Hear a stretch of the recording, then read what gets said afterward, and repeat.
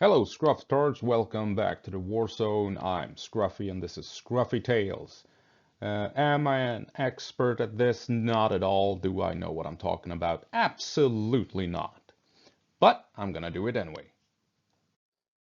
And in this video, I will be talking about a couple of things I noticed when I watched a video of Ukraine assaulting Russian trenches. A link to the original video will be provided down below so you can see all of it at your own leisure. And in moving pictures, I will be using stills to highlight what's going on because YouTube doesn't really like combat videos. So I'm just going to keep it simple with the occasional image without any gaudy details. The actual video, it's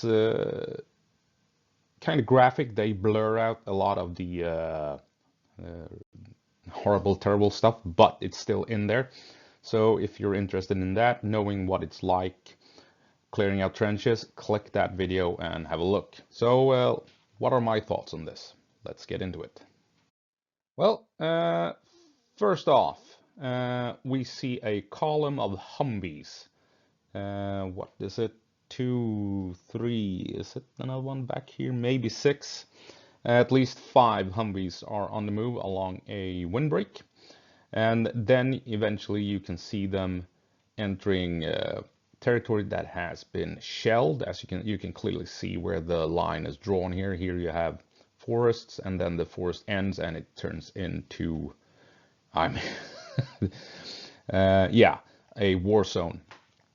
And it appears as if only two or three of these vehicles actually push on. I don't know if the other two are assaulting positions up here, maybe that these guys are driving past. I don't know, or if they are just staying back in support, maybe for medevac reasons. I don't know, but it appears as if only three vehicles are actually pushing into the enemy location.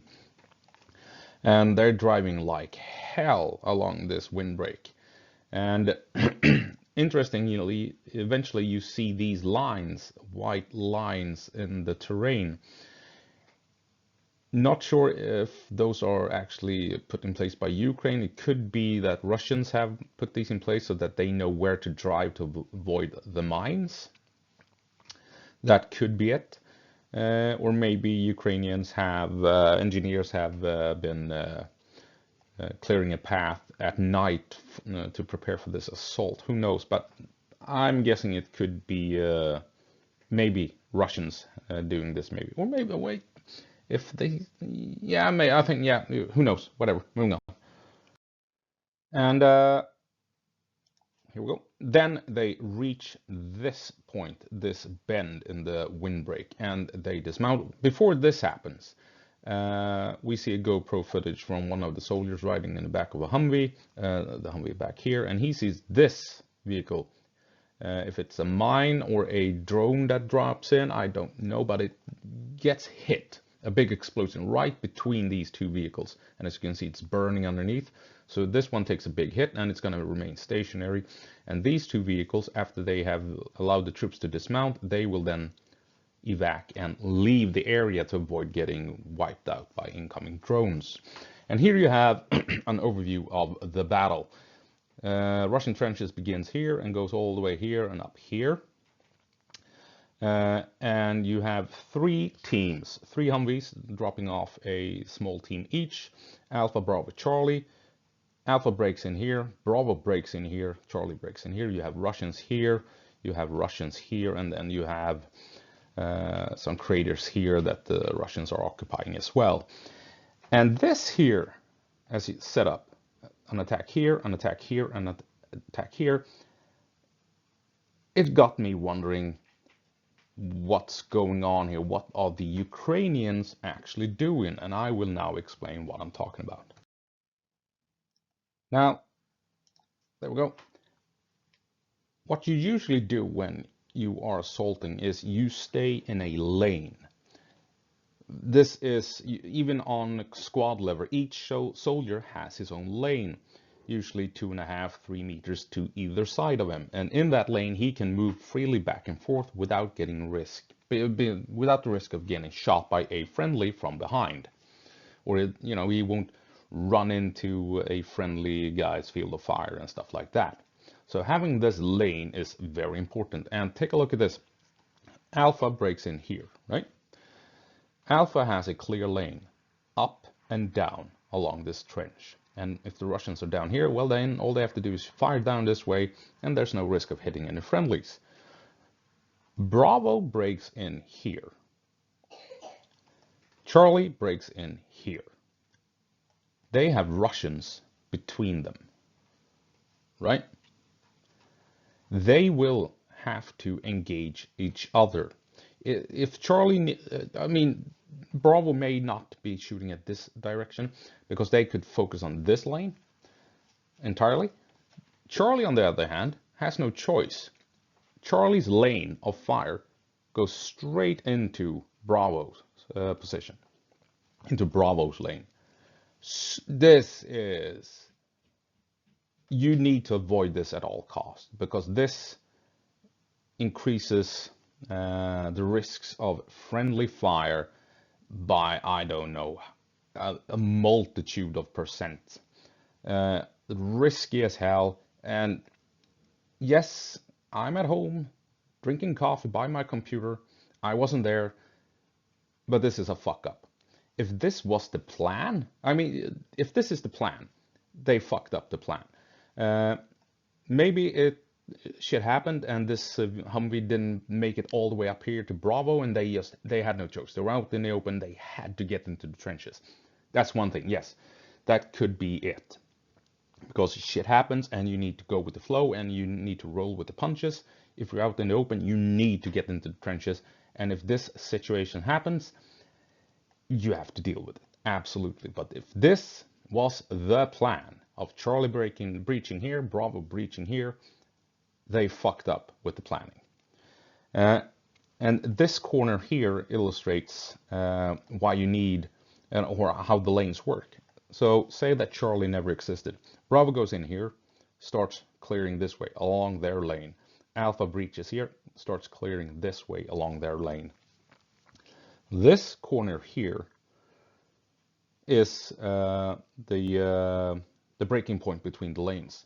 Bravo cannot cut around this corner. Alpha cannot cut around this corner, because then they are in each other's lane. So before anyone secures the corner, they need to communicate. If Alpha goes down here and they are about to clear out the corner, they need to tell Bravo, we're coming, hold your fire. And then they can take the corner and everyone is, cool, or vice versa. Bravo goes in, Bravo informs Alpha, hold your fire, we're taking the corner. Then Alpha knows what's going on. They can duck for cover and just hunker down and let Bravo go in, take that corner. Bravo tells Alpha, clear, we have it. Alpha can move down and they all join up and everything's hunky-dory. Right? So lanes of fire, you move in your lane, you shoot in your lane to avoid friendly casualties, friendly fire, blue on blue.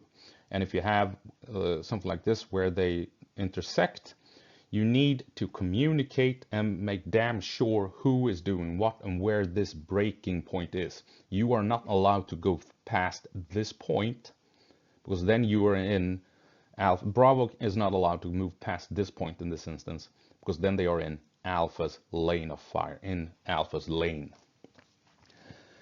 And this is, you have Russians here shooting this way, you have Russians here shooting this way, this here, and then Ukrainians here. So many bullets going back and forth here. This is crazy. This is insane. I hope this wasn't the plan, because this is such a fuck up in that case. So more than likely, Charlie ran into trouble.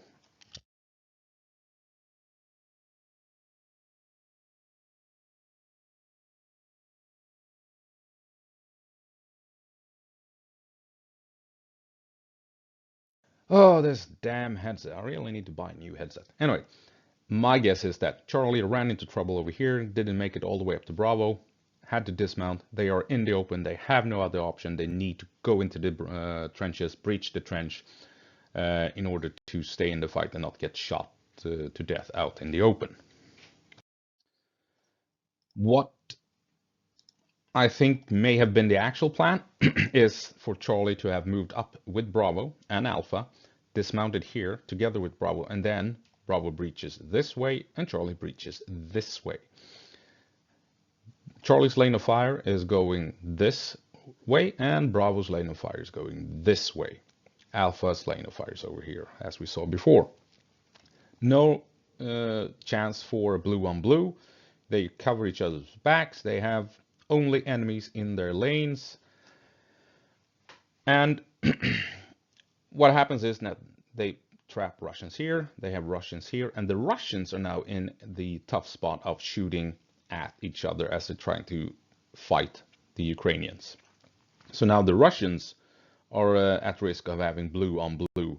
Meanwhile, the Ukrainians, and as we see in the video, we have Charlie. They are over here now moving in, trying to breach the trenches.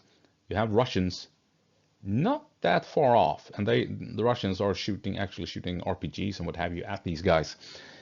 Here they are, bunched up, trying to find cover where they can, and they are shooting at the Russians here. I mean, yeah, you can see it. They are shooting along the lane, along the trench line, and at some point, one bullet or two bullets will go past all of this terrain and strike over here. It's inevitable.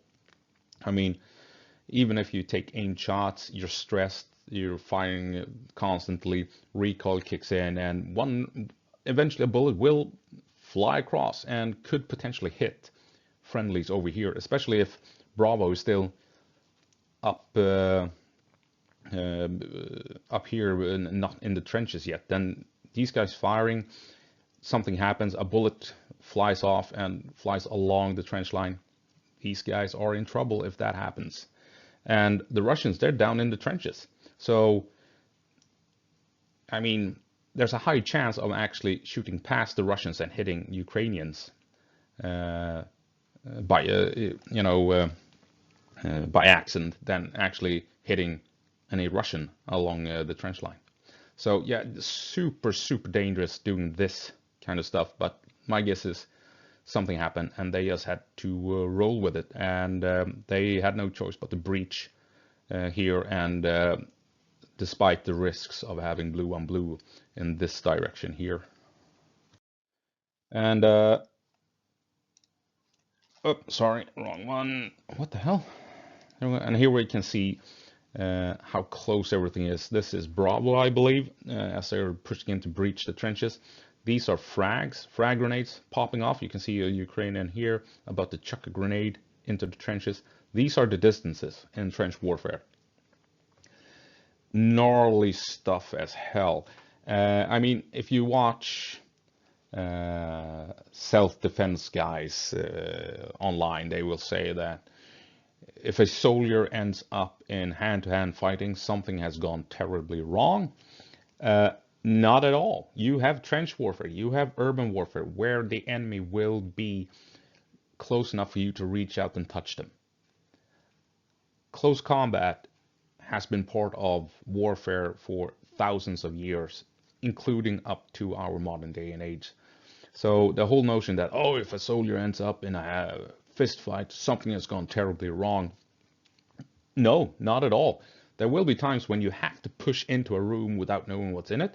And as soon as you step through the door, there may be a guy there with a knife trying to take you out, and you have to deal with it face to face with, basically while you're breathing into his face, trying to hold him down and killing him. Same thing goes with trench warfare. So these are the distances, and I mean, they're just chucking grenades at each other. Oh, Jesus Christ. This is scary stuff. And if we take a look at this, take a look. I believe this is Charlie team, Alpha team, prepping to breach. This guy here, he's securing down this way. Not sure what he's doing, if he's prepping a grenade or what he is. A guy with a GoPro.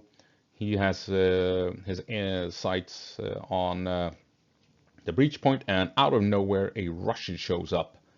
Take a look at the distances, right? And they say that, oh, if you end up in hand-to-hand combat in modern warfare, that something has gone wrong. No, it's part of modern combat. It's part of breaching trenches. It's part of breaching into buildings. And these are the distances. And you need to be able to fire quickly and accurately, hitting this target. There's no point, oh, I'm going to be center massing. No, you need to hit somewhere on this target. You don't need to hit center mass. You just need to be accurate enough to hit somewhere on this target, and you have the upper hand. He will either go down or back away, and a guy can throw in a grenade and deal with what's ever behind here. And so scary stuff. And this here is something that only Ukraine and Russia have experience of. Kamikaze drones. While all of this is going on, drones are dropping in from the skies, guided by someone somewhere hundreds of meters, a mile away from the front line, from the combat. And he's actively searching for a target, and when he has it, he is just diving straight for that vehicle or for that soldier. So you constantly have this threat of getting accurate, high explosive rounds coming in from above, actively seeking out targets, just not indirect support in the form of mortars hitting close to combat. You have these kamikaze drones actively seeking a target and diving straight for it. This is something that only Ukraine and Russia knows how to deal with, how to operate in an environment with this threat around. And this is something that Western countries will have to learn from Ukraine when this war is over. And so here we have the trench lines burning Humvee. Alpha team is moving in this way. I think we can see Alpha team, or those are Russians here. Alpha team is up here in the smoke. We have Russians here on this corner. Right here, Ukrainians, you can see them, right? A couple of Ukrainians here. Charlie team is over here moving. This is trenches going into burrows, so they're trying to clear out these burrows. And as you can see here,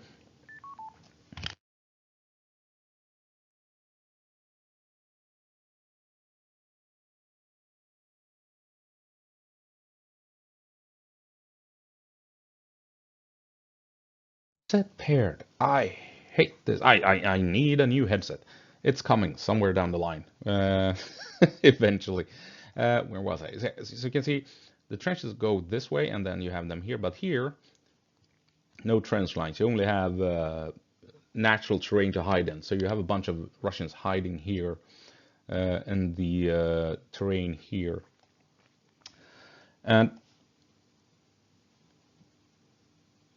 when you watch a video, you get a sense of how little room there is to move in these trenches, and you really need, I don't know, 20 grenades per guy going into something like this, because you need to throw one or two or three even grenades around every corner, cut that corner, and then just open fire before you have a target, right? You need to put rounds into every stretch of trench work here to get a drop on the enemy. You can't take a peek and see if, oh, I wonder if someone down here. No, you need to chuck a couple of grenades around the corner, have them pop, and then just step in around the corner and open fire, and to get that edge on a potential enemy. Because if you take a peek and there's an enemy 5 meters further down and he's ready for you, he's got the drop on you. So you need to get 2-3 grenades around each corner and then just go around and dump 5 to 10 rounds down the trench line in order to suppress, and then take aim and find that kill. Oh, super scary stuff. Take a look. And this over here, going through these burrows before you can get out in the open again. I don't envy Charlie team. Maybe that is why, by the way, why they dropped, dismounted over here and not up here. They knew they were going into burrows, maybe. That could be it. Still, super dangerous, because before they can get into the burrows, they're still out in the open. These guys are shooting back and forth. And after the burrows, they're, yeah, no. I still think this it would have been better to. No, I mean, taking a look at it, I need to rethink what I've been talking about. Take a look at this. Yeah, okay, yeah, now I see what's been going on. Now I won't redo the video. Take a look. So, Alpha and Bravo, their orders were to take this small section of trench line here, go in breach, breach, have their lanes like I was talking about. Charlie, their orders were to go in here and secure this tiny section of trench line here and secure the burrows. Doesn't change the fact though that it's risky as hell having friendlies here, and shooting back and forth like this. I still think that may have been a tactical fuck up, to be perfectly honest. What they should have done probably should have been to dismount here and go down this way, and Bravo here and go down this way, right? So they have their backs to each other. But then there's still this area here full of Russians. Oof. No, no. I still think it's a dodgy move, dismounting guys over here and then having another squad here and having, people shooting back and forth like this. No, still not a fan of it. Still not a fan. And here we actually have that corner I was talking about, Bravo. You can see the distances here. Jesus. Bravo is moving in this way. You have Alpha up here.